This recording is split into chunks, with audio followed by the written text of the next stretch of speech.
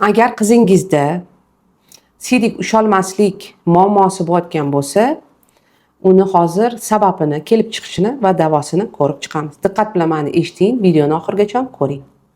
Agar qizingizda siydik usholmaslik, ayniqsa tungi siydik usholmaslik kuzatilayotgan bo'lsa, albatta shifokorga ko'rsatishingiz kerak. Nima uchun? Uning sabablari nimalar? Keling ko'ramiz.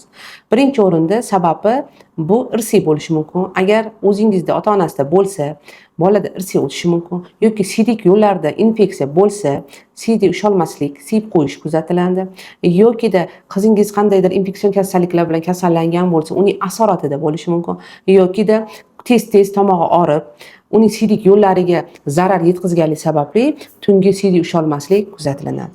Va eng asosiysi stress. U sharoitda agar bolani siz ko'p tergasangiz, maktab yoshida bo'lsa, o'qiy olmayotgan bo'lsa, o'zlashtirishi sekin bo'lsa, bolangizni uni urishib, dakka berib, urib, uni o'qitmaslik kerak. Chunki bu nervni sistemaga juda ham salbiy ta'sir qiladi va kechqurun siyib qo'yish yoki urishganingizda, qo'rqitganingizda, qo'rquv natijasida bexosda siydigi chiqib ketishi mumkin.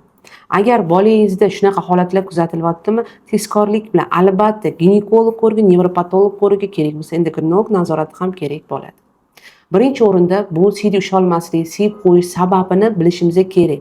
Bu o'sha infeksionniydami yoki bu stressoviydanmi yoki bu irsiy omildanmi, ba'zi hollarda gormonal ham buzilishi mumkin. Agar gormonlari noto'g'ri ishlayotgan bo'lsa yoki rivojlanishdan orqada qolib ketayotgan bo'lsa yoki ichki organlari rivojlanmay qolgan bo'lsa ham, bu kechki siydik usholmaslik, siyib qo'yish ham kuzatiladi. Birinchi o'rinda nima shikoyati bo'ladi? Farzandlarimizda o'sha kechqurun signal bormagandan keyin bosh miyasiga bu bexosda siydik chiqib ketadi va o'rni siydik bilan to'la bo'ladi. Va har doim bola trusika, o'sha qiz bolada o'sha siydikni hidi kelishni boshlaydi, o'zini noqulay qilishni boshlaydi. Va keyingisi o'sha siyib qo'ygandan keyin, anchadan keyin, soatdan keyin sezadi. O'sha namlikni ham sezmasligi mumkin. Sezgi organlari ham pasayib ketadi. Bunday holatlarda biz nima tekshiruvlar qilamiz? Birinchi o'rinda albatta siydik analizi, qon analizi, gormonlar uzi qilinadi. Albatta siydik yo'li, buyraklari uzi qilinadi, bo'qog'i, bachadonlari uzi qilinadi va bosh miyasini EEG qilamiz. Va bu bolada hamma tekshiruvlar o'tkazilgandan keyin biz bitta to'xtamga kelib, to'g'ri tashxis qo'yilgandan keyin buni biz davolaymiz. Mana hozirga bir misol tariqasida aytmoqchiman. Qabulimga patsientga keldilar. Yoshlari 21 yosh. Ulardan savol javob qilganimda 6 yoshda men kechqurun siyib qo'yardim. 5 yil davomida shu narsa menda kuzatildi deb aytdilar. So'rab surishtirganimda bularda oilaviy mojarolar, oilaviy janjallar juda ham ko'p bo'lgan ekan. Bu qiz juda stressda katta bo'lgan. Men qo'rqardim, stress bo'lardi, kechalari uxlamasdim, uxlaganimda ham siyib qo'yaverardim. O'sha namlikni hattoki sezmasdim deb aytibdilar. Va albatta bu narsa uzoq davom etgan. Ota-onasi vaqtida qaramagan bu qiziga va buvisi bu qizni doktorga olib borganlar. Albatta ginekolog, nevropatologga va urolog, nefrologlar ham ko'rishgan. Bular ko'rganda o'sha nevrologический bolaga podxod, psixologический podxod qilib davolar qilingan.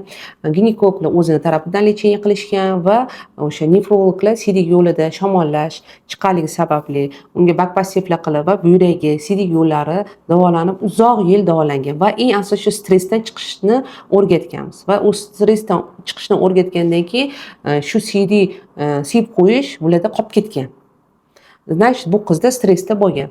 Hozir men 21 yoshda, lekin bu muammo уже yo'q menda. Ancha o'zimni angladim, уже ancha nervlarim, psixologlar bilan ishlaganimda, ginekologlar ko'rganda men ancha o'zimni shu kasallikdan, shu shikoyatlarimdan xalos bo'ldim deb aytibdilar.